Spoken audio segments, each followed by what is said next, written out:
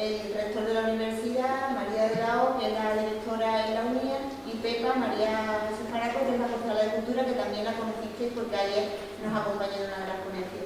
Brevemente, y esta información más de cara a los medios, lo que hoy nos trae aquí es este curso que hemos estado impartiendo en la Rábida. El curso lleva como nombre El Rocío y Doñana, la coexistencia de dos santuarios, y que tan buenos sabores de boca hasta ahora, por la impresión de los alumnos, nos ha traído.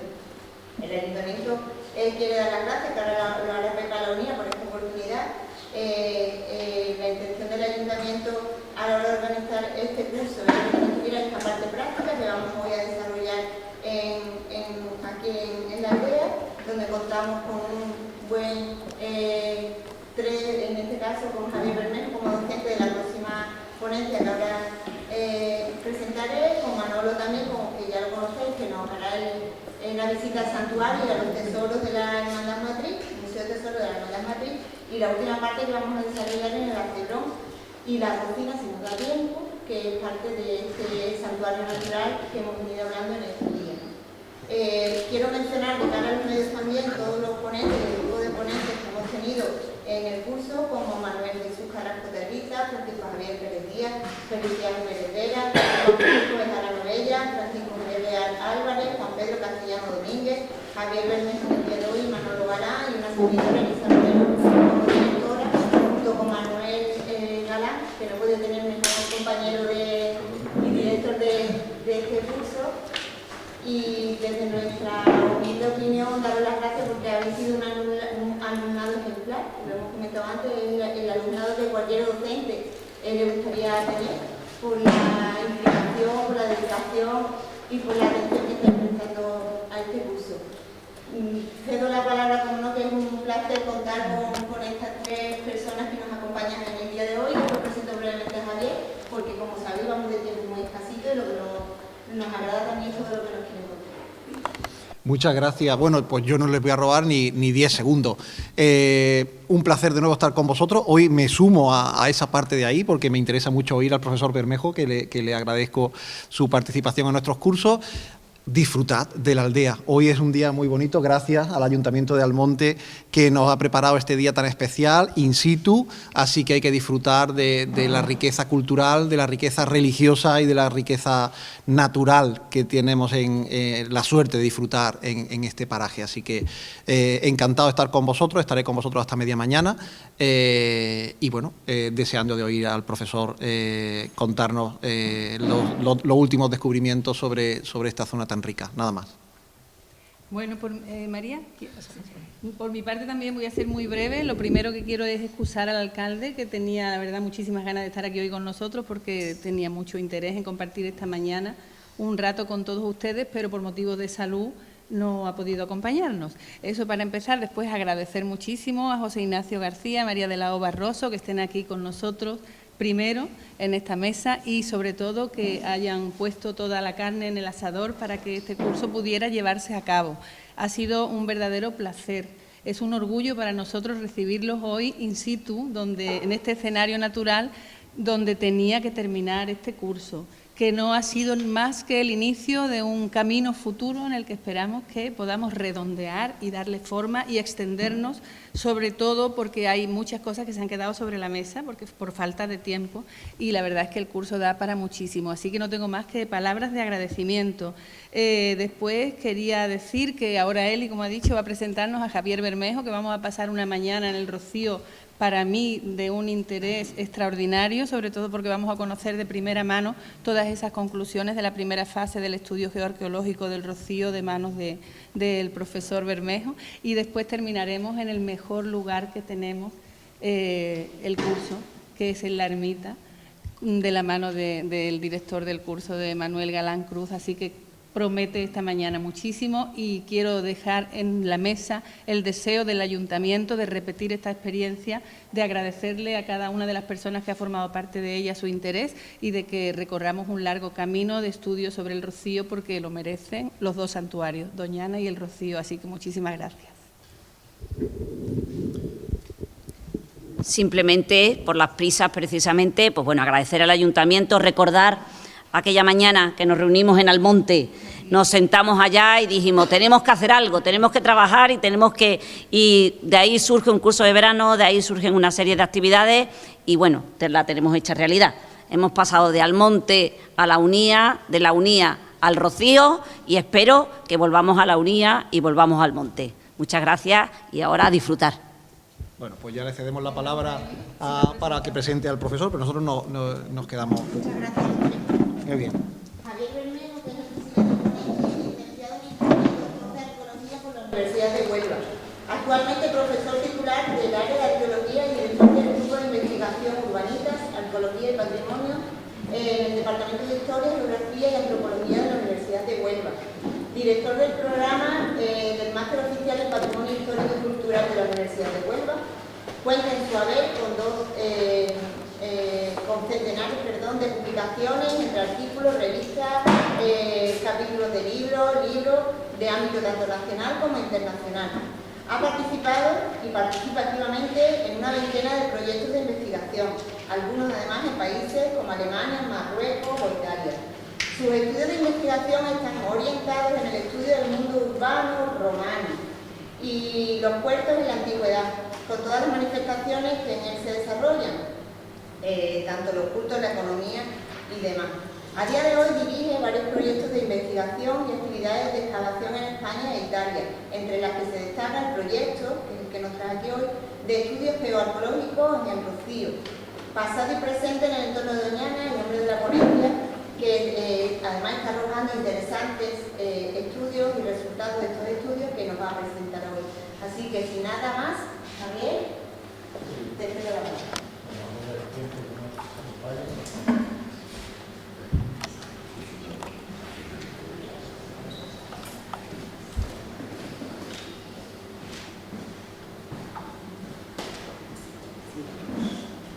Bien, pues muy buenos días a todos. Vaya por delante mi agradecimiento al Centro Histórico de Almonte y a la Universidad por la invitación a participar en este curso, presentándole los resultados preliminares todavía de uno del proyecto que hemos venido desarrollando en los últimos prácticamente 2 años en la aldea del Rocío.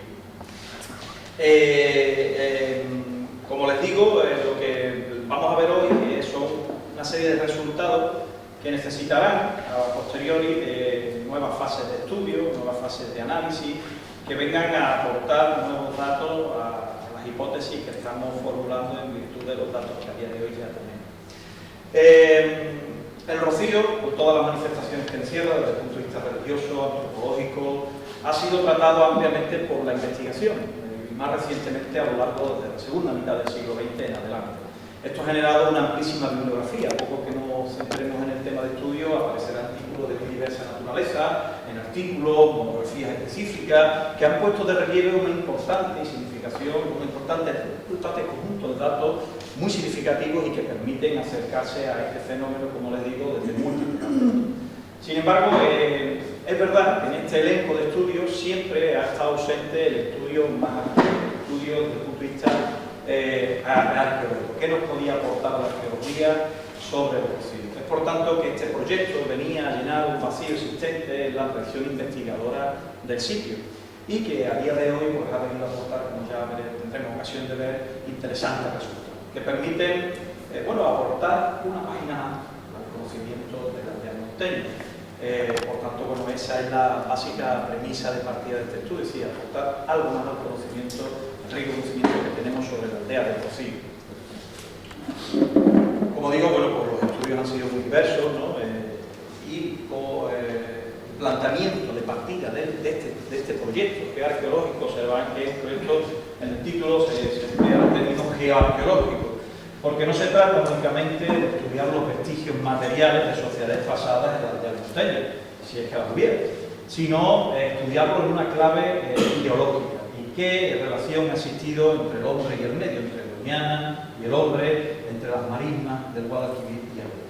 Por tanto, las premisas de partida estaban claramente establecidas en virtud de los que nos han precedido a la investigación, que han aportado pues, datos históricos muy interesantes relativos a su modelo de poblamiento, a los recursos económicos que se explotasen, En definitiva, toda una serie de testimonios que, bueno, pues planteaban una serie de preguntas a día de hoy aún sin tratar o sin resolver. Por ejemplo, ¿era posible documentar los restos materiales de la actividad de la ocupación humana en la aldea del Rocío? Aquellos que mencionan las fuentes, por ejemplo, desde el periodo bajo-medieval cristiano en adelante. Que el urbanismo de esta aldea ha sufrido cambios a partir de los principales episodios históricos sufridos. ¿Podría definirse el Rocío como un puerto significativo? Aquí entramos en uno de los aspectos más interesantes desde el punto de vista de la evolución del sitio. ¿Qué relación ha tenido el Rocío con los canales, con las marismas, con la navegabilidad del sitio?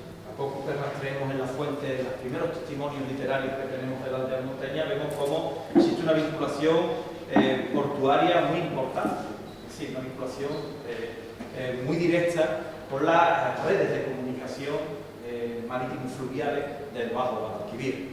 Sin embargo, nada existe de esos testimonios literarios desde el punto de vista material. Estas y otras preguntas son las que surgieron a raíz del planteamiento de las hipótesis de partida de este proyecto.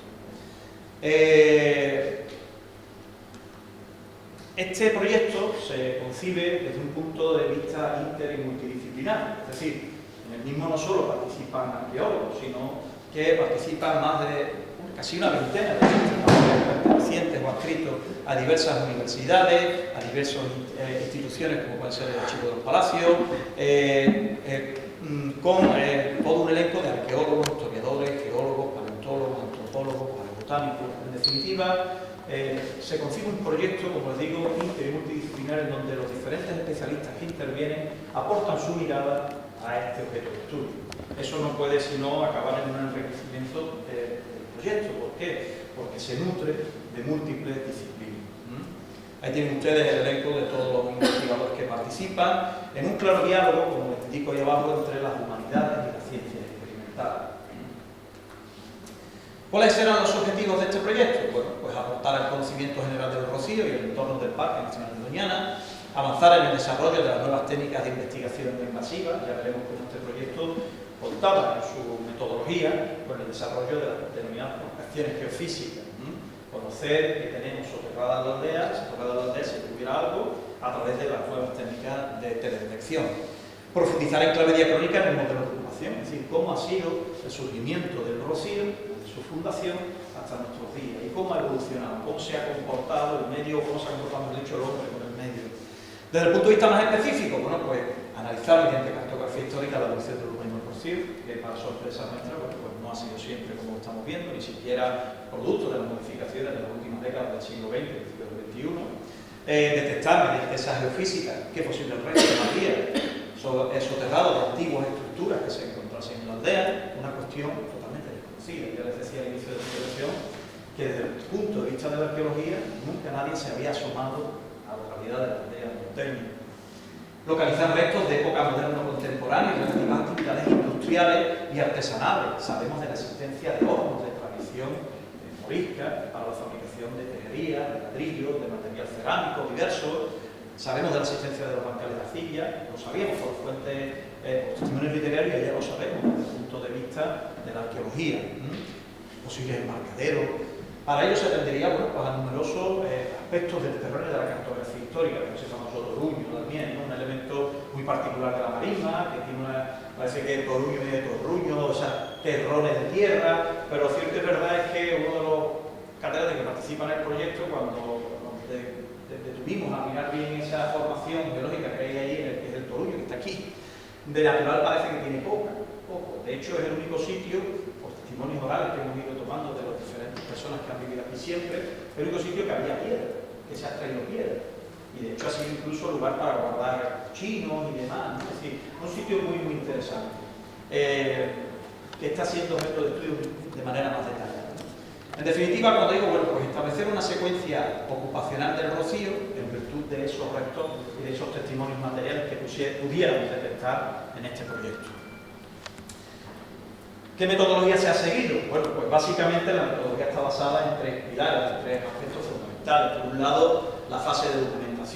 Previo a cualquier actividad en campo, nos dedicamos a estudiar desde el punto de vista de las fuentes que se había dicho sobre el sitio, qué autores habían tratado sobre el mismo, qué hipótesis se han formulado sobre la evolución, la documentación cartográfica valiosísima para entender la evolución de este enclave, que nos ha aportado muchos datos, sin lugar a dudas. Después teníamos una fase, obviamente, de ficha de campo, la cual ha girado en torno a lo que es la percepción geofísica del Rocío, de un área del Rocío y también de la zona más periurbana del mismo. La extracción de un sondeo rotatorio, es decir, de una muestra sedimentaria de unos 12 metros de profundidad, extraída directamente de la madre, y una prospección superficial pedestre de determinadas áreas de la aldea que pudieran aportarnos materiales en superficie de otros periodos históricos. Y finalmente, una fase de laboratorio, donde bueno, pues se ha elaborado toda la cartografía geofísica, una cosa bastante compleja, pero que lleva su tiempo, ¿no? Pero que ya ha dado sus frutos, ¿no? Como ahora tenemos ocasión de ver, una síntesis del urbanismo y bueno, todo un conjunto de analíticas con sus respectivos resultados relativas a análisis de pólenes, a correctos, a ontológicos, dataciones, morfología, que nos está aportando una visión muy interesante. A buen seguro, casi me atrevo a decir que cuando terminemos la intervención, quizás lo que más va a llamar la atención van a ser los datos de la geofísica, porque van a mostrar, ya les adelanto, restos arqueológicos soterrados. Pero para nosotros está teniendo casi tanto o más interés los datos que están ofreciendo, los resultados del análisis geomorfológico del sedimento, porque nos está permitiendo avanzar mucho en el conocimiento de cómo era la madre, cómo era este sitio, pues prácticamente desde los últimos 3.700 años en adelante. Por cuanto respecta a la prospección superficial pedestre, esto se dividió en una serie de áreas, ahí tienen ustedes una, ¿no? Que bueno, aportó no muchos datos porque esa zona estaba muy alterada, producto de diferentes aportaciones sedimentarias, de riadas, de correntías que han ido colmatando la zona y por tanto bueno, pues no ha aportado grandes datos desde el punto de vista de materiales en superficie. Es esa área. Sí es verdad que a raíz de estas prospecciones y por la colaboración de algunos amigos, como puede ser Vicente, puede ser también Pepa, en cierto modo, pues nos han permitido ir conociendo sitios para nosotros desconocidos desde el punto de vista de interés arqueológico, pero que encierran en ese espacio la clave del origen de este sitio. Estamos refiriéndonos a áreas como la del propio Rincón, que está aquí. Ay, perdón, ¿qué he hecho yo aquí? ¿Dónde está aquí el puntero base? Esta zona de aquí, en donde en superficie se han documentado restos arqueológicos como los que tienen ustedes aquí, bueno, pues algún numerario romano, les traigo ahí una muestra de época de Constantino, así como otra serie de noticias o testimonios orales de investigadores que nos han precedido, el caso de famoso Schulten, famoso Ratarteso, y noticias orales de personas oriundas del Rocío, muy mayores o no tan mayores, que nos han aportado, pues como digo, testimonios sobre la aparición de tumbas con ajuares en el Acebrón, el numerario romano tardorromano, como digo, en el Rincón, algún elemento aislado, pero de enorme interés, como puede ser esto que tienen ustedes aquí, una charonia lampa, una caracola de este tamaño, ¿no? Muy pequeñita, que bueno, tiene mucho interés porque eso apareció en la cimentación de la Capilla de las Velas, en torno a 1 metro de profundidad. Nos la aportó nuestro compañero, nuestro amigo Manuel, el santero, que la recogió como un elemento curioso cuando se estaba haciendo la cimentación para la capilla, pues la cogió, la guardó y él nos la entregó en su momento. Oye, mira, yo te recogí esto, no sé si tiene importancia. Automáticamente cuando la vimos digo, sí que tiene importancia. De hecho, la hemos datado con carbono 14. Y ahora les explicaré un poquito por qué. Bueno, básicamente porque esto es una caracola que ha sido, digamos, recolectada y consumida. Se ha extraído el elemento cárnico de la concha, se ha desechado la concha y después esa concha ha sido atacada por elementos bioincrustantes también marinos. Por eso tiene esa erosión, es decir, la cal de la concha ha sido comida por otros anélidos, otros elementos, otras faunas, digamos, marinas. Y ahí es donde está la clave, es decir, esa concha, ese ambiente que nos está transmitiendo, ese testimonio en este caso biológico, es netamente marino, no es una marina. No es una marina. Por tanto, lo que me está dando es información del paleoambiente que había en el momento en el que se tomó esa caracola y se desechó la misma. Le hemos hecho la datación de carbono 14, sabemos qué fecha tiene y, por tanto, cómo era el ambiente en ese momento determinado. ¿Y qué fecha tiene, Javier? Bueno, esta caracola se ha mandado a datar a Meta Analytics, uno de los laboratorios más prestigiosos que hay a nivel mundial, en Miami, y nos ha ofrecido una cronología de finales del siglo XV, principios del siglo XVI. Eso significa que en torno a ese periodo esto era un canal navegable, y aquí lo que había era un ambiente netamente marino, no marismeño, es decir, de salobre de mar. ¿Por qué? Porque nadie toma una caracola, podría decirle, bueno, alguien se ha traído la caracola y se la ha comido aquí y aquí la caracola, cierto, pero no hubiera sido atacado, no se hubiera comido la concha restos de otro tipo de especie marina. Además, esa caracola muestra un patrón de ruptura antrópico, es decir, le han roto el caparazón para extraer el bicho, porque tiene una ojedad propia de haber sido una embrujada. Pero, perdona, el que manipula, ¿podéis saber si ha sido una especie o un ser humano? No, eso ha sido probablemente producto del hombre. Depredador, ¿no? Sí, no, del hombre. Del hombre, ¿no? Sí. Después, conjuntamente con toda esta, digamos, protección superficial, con todos estos datos que les estoy transmitiendo, pues se hizo un sonde rotatorio en ese punto que están viendo ustedes ahí, se aprovechó que estaba la marisma, totalmente estiaje, al final del estiaje, principio de septiembre en este momento, y se hizo un taladro, por decirlo de esta manera coloquial, que perforó 12 metros en la mar. Eso nos facilitó una muestra continua de sedimentos inalterados, un precioso archivo de tierra, que ahora se encuentra en fase de análisis, ya nos está aportando muchos datos incluso novedosos de la última vez que hablamos sobre este proyecto, y que nos están permitiendo pues, reconstruir toda la historia geológica y paleoambiental del entorno del Brasil.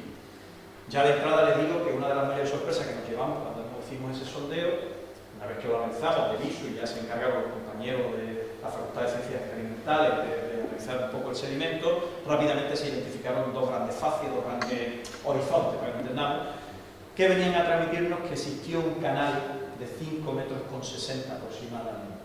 Es decir, hay un canal, hay un vaso, ¿no?, que ha ido siglos, se ha ido rellenando, sedimentando progresivamente, y que eso es el antiguo canal navegable.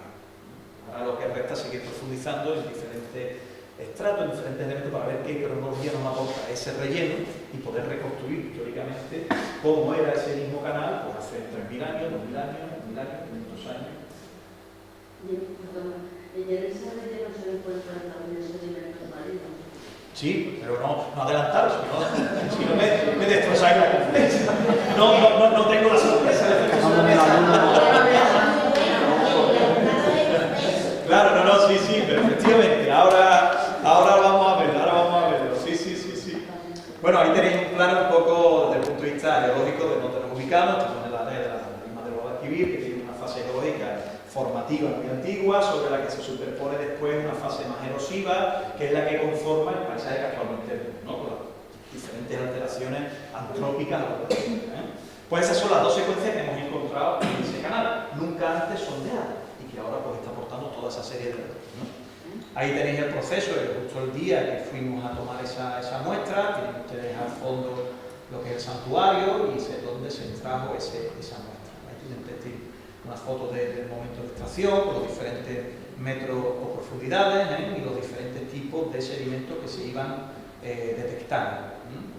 Por tanto, la principal idea que tenemos es un canal de 5 metros con 60 que nos está permitiendo realizar toda una batería de análisis ambientales que nos están permitiendo pues, reconstruir cómo ha sido ese proceso. Tema marino, básicamente tenemos una serie de arcillas limosas, arenas finas y medias y limos arenosos. Digamos que esta es la parte geológica más antigua, ¿no?, desde el punto de vista de nuestro proyecto, digamos la parte menos vinculada con la presencia del hombre, para que ustedes me entiendan. Digamos que este de aquí es donde se encuentra el archivo de sedimentario más significativo para el proyecto. Bueno, esto se ha estado tratando en el Laboratorio General del Departamento de Ciencias de la Tierra de la Universidad de Huelva, se han hecho sus análisis texturales, igualmente en el CIDERTA se han estado realizando los análisis de geoquímica que se está haciendo ahora mismo en estos días. De hecho, si no nos ha llegado hoy los primeros resultados, faltará poco, y que ya nos están dando datos muy interesantes. Ahora lo vamos a ir viendo. El análisis mineralógico del mismo, ¿no?, donde se han ido identificando diferentes composiciones, dataciones isotópicas, en este caso llevadas a Metaanalytic, y que, como digo, bueno, pues han empezado a ofrecernos datos muy interesantes. Eso que tienen ustedes ahí son imágenes microscópicas de restos de raíces, cortezas, maderas, de semillas de especies, que nos están permitiendo, en este caso a los palinólogos, de la del Frontal de Ciencias Experimentales de la Universidad de Huelva, bueno, pues procesarla y reconstruir cómo era el ambiente en cada uno de esos momentos. Toda una serie de microfauna, en estos casos esos son gasterópodos pulmonares, no son no es microfauna marina, ¿no? Pero ahora veremos algunas de ellas. En definitiva, después de varios análisis ya desarrollados, pues está la imagen que tenemos de los 5,60 primeros metros, toda una serie de ítems o niveles de especial interés para nosotros. ¿Cuáles son los principales resultados a día de hoy? Bueno, pues una de las primeras cosas que nos llama la atención es la aparición de restos de escoria de órganos metalúrgicos. ¿Qué está eso aquí? Eso no ha venido de Rielín. Claro, a poco que uno se pone a repasar un poco el modelo de ocupación, sabemos que en San Bartolomé existe en época protohistórica un asentamiento muy amplio, prácticamente del bronce final, en 1200, 1300, hasta prácticamente el siglo V a.C., dedicado a la producción, a la transformación de los minerales que están viniendo desde la Edad Vieja. Están en el arroyo San Bartolomé, por el que desagua en la marisma, aquí en la mar. Por tanto, lo que estamos viendo es la deposición, a lo largo de los últimos milenios, de esos restos de escoria microscópica que ha ido cayendo aquí en la mar. Ahora tenemos que analizar esa escoria para ver qué componente tiene, si es de plata, en definitiva, a qué corresponde esa producción minero-metalúrgica. Eso si no nos damos una sorpresa algún día y cuando profundicemos en fases de estudios posteriores nos encontremos hornos de fundición metalúrgica en el entorno del recibo. Esto tampoco sería una cosa descabellada. Otro de los datos fantásticos, el primero que apareció, fue la existencia a en torno a 1 metro de profundidad, a un solo metro de profundidad, de microfauna marina. Los denominados ostracodos y foraminíferos bentónicos, estas cosas que estudian los colegas de geología. Aquí tienen ustedes una imagen microscópica. Estos son pequeños crustáceos, pequeños crustáceos, que son eminentemente marinos. Es decir, esto no vive en la marina, esto no vive en un ámbito ni salobre, ni a medio camino entre el agua dulce, es plenamente marino. Por tanto, a 1 metro de profundidad existen ya condicionantes que explican que aquí hubo un canal mareal. Canal mareal significa un canal sometido a las mareas, un canal sometido a la influencia marina. Vemos cómo en torno a ese metro, 90 centímetros, empiezan esos bichitos a desaparecer, bichitos, para que no entiendan ustedes un poco coloquial, empiezan a desaparecer, a reducir su tamaño, a hacerse más pequeños, hasta que ya no están en el registro. Eso es sintomático de que en torno a esa cota hacia arriba es cuando se produce el tránsito, el cambio de un ambiente marino a un ambiente marismeño, en donde estos desaparecen y vienen otros, ¿no? Pero no son estos. Esa es la clave que permite comprender cuál ha sido la evolución de su carrera. Y elementos como este que ya les he mostrado anteriormente, que aquí el amigo Javier pues preguntó, ¿no? Efectivamente, esta caracola viene a reforzar esta idea que estoy transmitiendo, es decir, ya en el siglo XV existía este tipo de fauna marina en este entorno. Por tanto, la primera conclusión que tenemos de la aportación de la geología o de la geomorfología es que para época bajo medieval cristiana y en los primeros siglos de la modernidad, el Rocío estaba vinculado claramente a un canal mareal marino. Esto que he dicho, pues parece, qué bien, qué lógico, sí, pero esto no se sabía anteriormente. No se sabía con datos, que es de lo que se trata, de datos demostrables y contrastables que permitan construir el proceso. Y elementos tan interesantes como estos también. Estos son restos de maderas, pequeños fragmentitos de madera piritizados. Están en proceso de mineralización, de cobre. Esto es muy interesante, porque está hablando del proceso de contaminación producto de la actividad geológica desde los últimos milenios hasta la actualidad. Y como no, bueno, pues todo un elenco de semillas, de pequeñas semillas, bueno, digo pequeñas, pero microscópicas semillitas, que nos van a permitir ver cómo fue el ambiente, tanto ribereño como el propio ambiente marino. En eso estamos ahora. Y después tenemos la prospección geofísica, que ha sido, digamos, la actividad que más tiempo ha consumido en campo, porque ha costado de la prospección de un área de en torno a 1,5 hectáreas, un poquito más de 1,5 hectáreas, y que ha puesto de relieve pues, interesantes consideraciones relativas a la existencia de estructuras soterradas en diversas áreas de la aldea. Esta prospección geofísica se estableció en 2 sondeos básicamente, o en 2 áreas, mejor dicho, de prospección. Una en torno al santuario, entendíamos que el santuario era un lugar preferente para ocultarlo, ¿por qué? Porque sabemos que es un sitio que está mencionado en las fuentes del siglo XIV, con sus sucesivas recuperaciones y reformas y nuevas construcciones de santuarios, pero es un sitio que sabemos que es inamovible a lo largo de la historia y que por tanto era el foco fundamental de interés científico para este proyecto.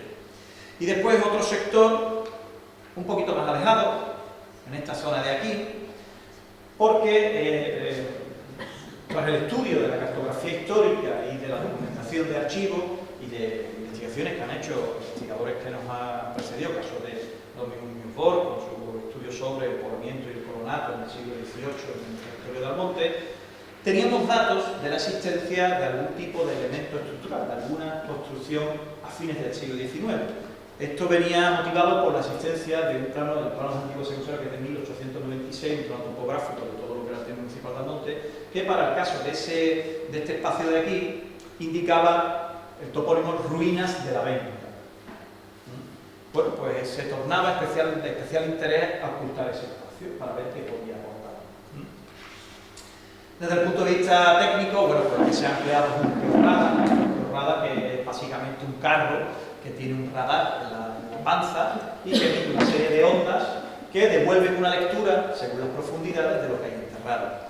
Esto que yo reduzco a tan simple tiene un proceso bastante complejo después de postprocesado, porque intervienen diferentes software, algoritmos, hay que filtrar mucho la información, eliminar ruido, etcétera, etcétera. Después viene un proceso de interpretación costoso en tiempo, ¿no? Yo recuerdo que los primeros días de protección ya venía la... Oye, ¿qué aparece? Hay que procesarlo, hay que procesarlo. Es verdad que digamos, el aparataje te detecta si hay algo o no, pero no te lo dibuja.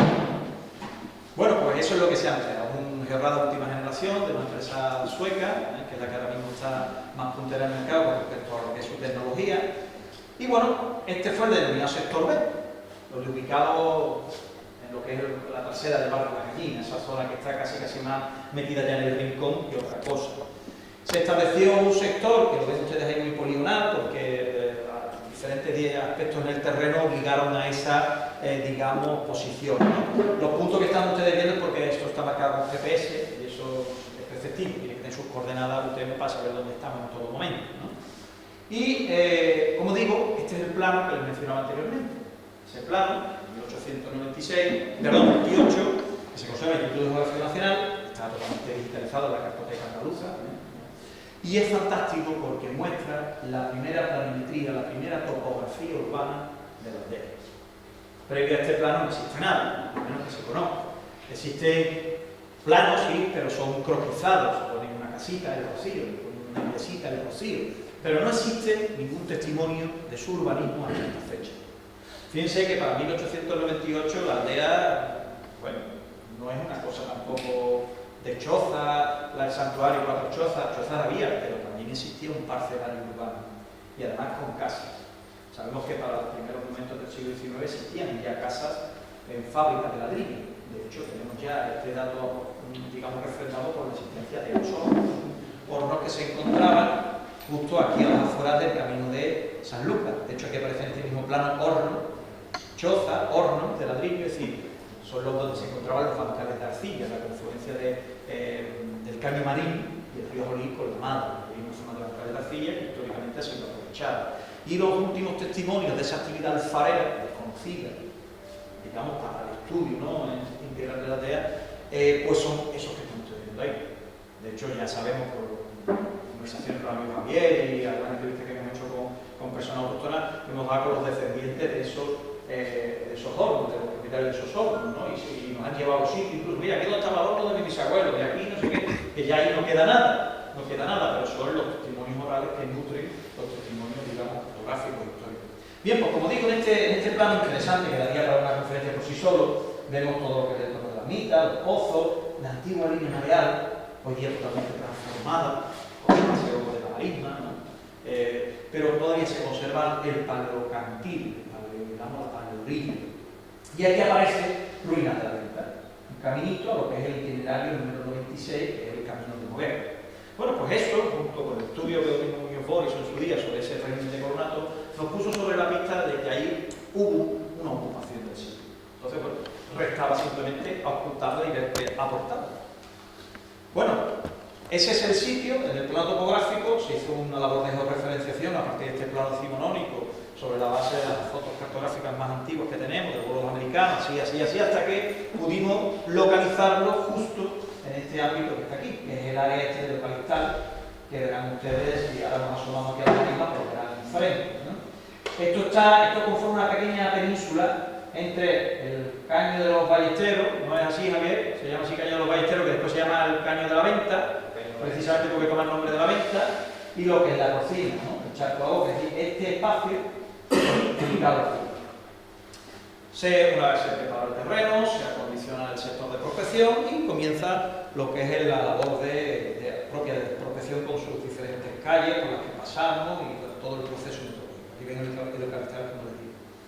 El terreno era muy propio, porque era un plato y eso era a gusto, no habría pasado por ahí con el carrito. Es un carrito como que está aquí, exactamente igual. Bueno, pues empezamos a obtener las primeras lecturas del programa. Y aquí pues empiezan a aparecer cosas. Empiezan a aparecer diferentes cosas. Que una vez que se interpretan, una vez que se hace el estudio, piensen ustedes que esto no es todo lo que aparece enterrado es antiguo.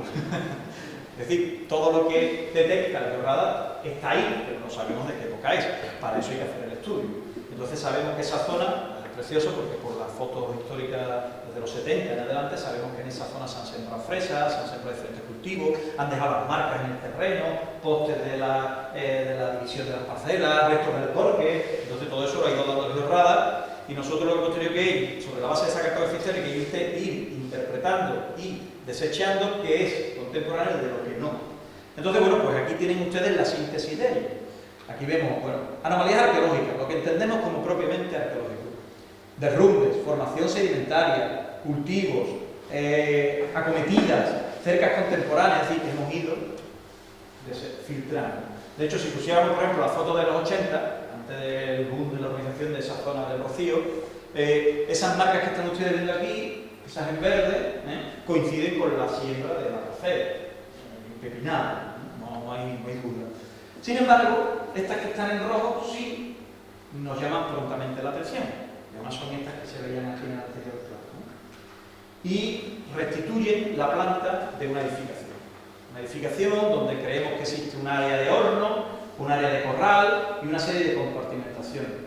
A poco que acudimos, ahí la tienen ustedes un poco más limpia, digamos que son simplemente las anomalías, aquí vemos una crujía y aquí otra que aparece, ¿no? A poco que acudimos a la documentación, vemos que esta planta parcial que hemos detectado con la física coincide con las plantas de las casas que se construyen para los colonos que en 1794 colonizan o vienen a colonizar esa parte de la aldea.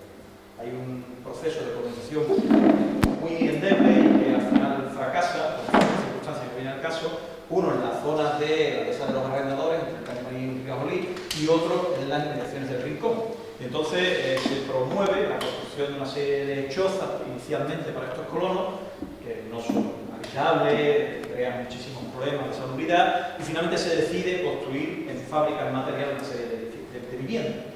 En ese sector del Rocío se llegan a construir 6. Esto lo sabemos muy bien por la documentación histórica, por el trabajo que ha hecho el historiador Domingo Muñoz Bosch.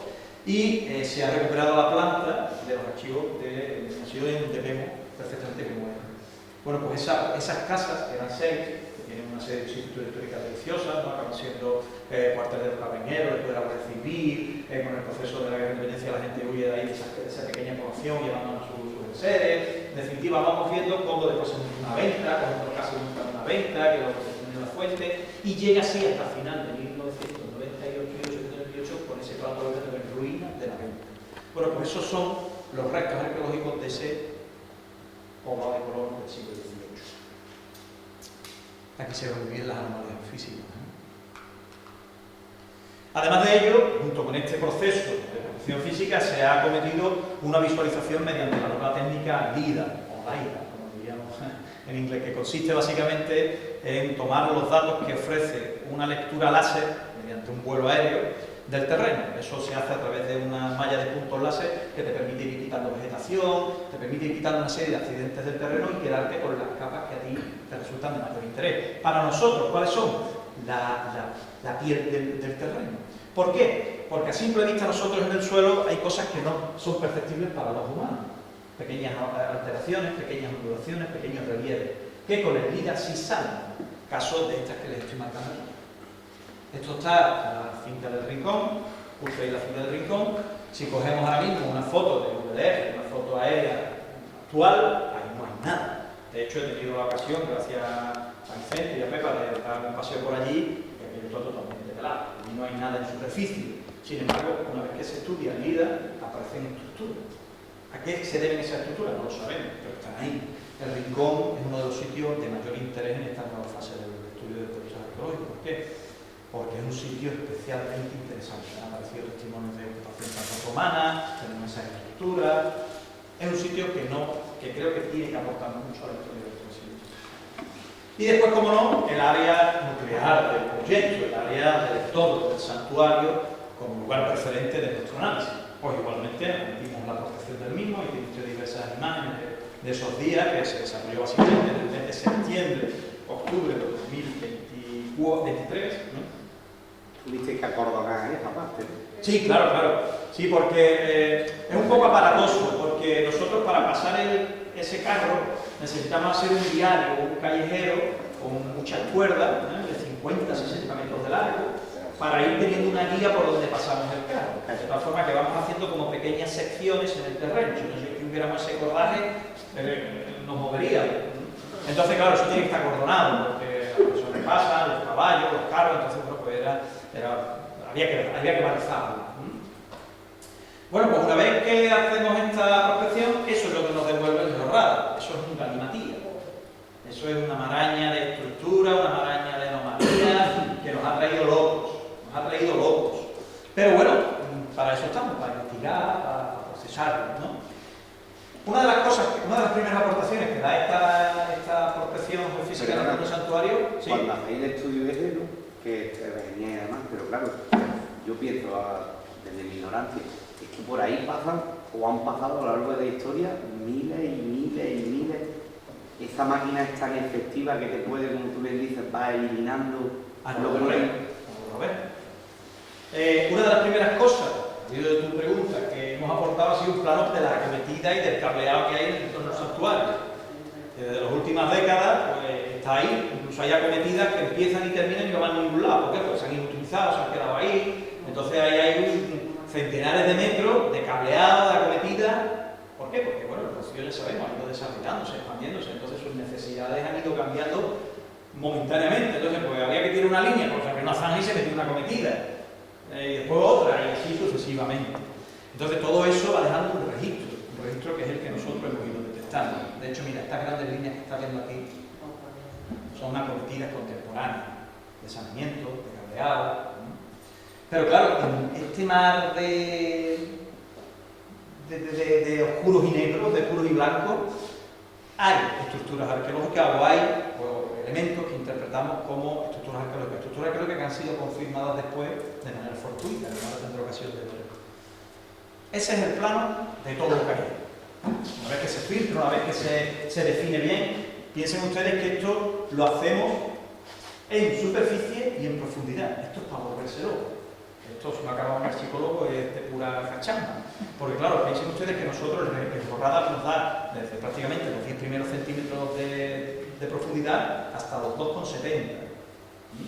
2,70. ¿Por qué? Porque es la naturaleza de la geología, es decir, la densidad de la arena y tal no permite el radar traspasar más de esa profundidad, que es sobrada para los niveles históricos. Entonces, ¿qué pasa? Que imagínense ustedes ahí a 4 arqueólogos depanándose los sesos, modificando los filtros hasta que te van apareciendo los resultados. Es decir, es una labor muy meticulosa. Entonces, una vez que interpretamos y marcamos en el plano todo lo que tenemos, eso es lo que sale. Tenemos aquí, en rojo, anomalías arqueológicas fase 1, anomalías arqueológicas fase 2. ¿Por qué? Porque hemos sido capaces de detectar estructuras, restos, que se solapan uno sobre otro. Indudablemente eso es producto de una evolución, de una diacronía en la ocupación. También aparecen elementos que han sido identificados como derrumbes, acometidas, arquetas, zanjas y formación sedimentaria. Que esto es muy interesante, porque los compañeros geólogos lo hemos detectado, bueno, es que ha sido un ejercicio muy bonito. Esto que vemos aquí, que aparece muy marcado, no es ni más ni menos que la marisma que se le ha ganado con la construcción del paseo marismeño, como se le llama. Y claro, lo que tenemos en el sedimento no es la arena o es el sedimento que ha estado siempre emergido, sino lo que tenemos es un depósito distinto y lo detecta el geógrafo. Bueno, en definitiva, fíjense ustedes las centenares de metros de arqueología que hay, montañas de todo tipo, ¿no? No solo lo hemos hecho en esta zona, sino que también nos fuimos a lo real.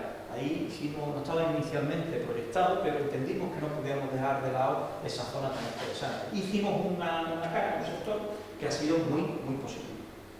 Que también, como ven, muestran el resto. Javier, Sí. una pregunta que no sé si es tan respeto. Dentro del santuario no habéis podido... No, además no tendría mucho sentido.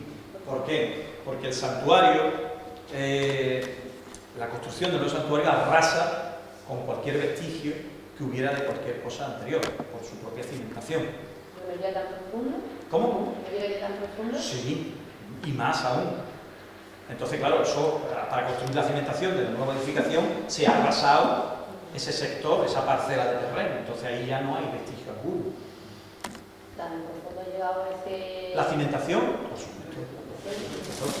Además tiene una cimentación combinada con losa corrida y un montón de pilares que penetran, no sé si han 15 metros, una cosa, porque claro, necesitaba capacidad bastante, no solo una sola de marisma, ¿no? De hecho, lo que vi en su momento, los arquitectos tuvieron que rediseñar la cimentación a medida que iban viendo que el terreno no era apto para una construcción como la que estamos viendo. Entonces, lleva losa de hormigón corrida a una cota bastante profunda. Eso se ve muy bien en las imágenes aéreas que hay de la construcción del santuario. Se ve que tiene un emparrillado de muros de hormigón que sostienen esa losa corrida y después penetran con esa... es decir, cualquier intento de búsqueda de restos en el área que ocupa actualmente el santuario es vana, es decir, ahí no hay nada. ¿Que lo hubo? Casi seguro. Claro. Sí, perfecto. Bueno, ahí tienen ustedes el plano de los restos arqueológicos que se ve en ese sector. Perdona, ¿y de qué época son estos restos arqueológicos marcados en rojo? Esa es una muy buena pregunta.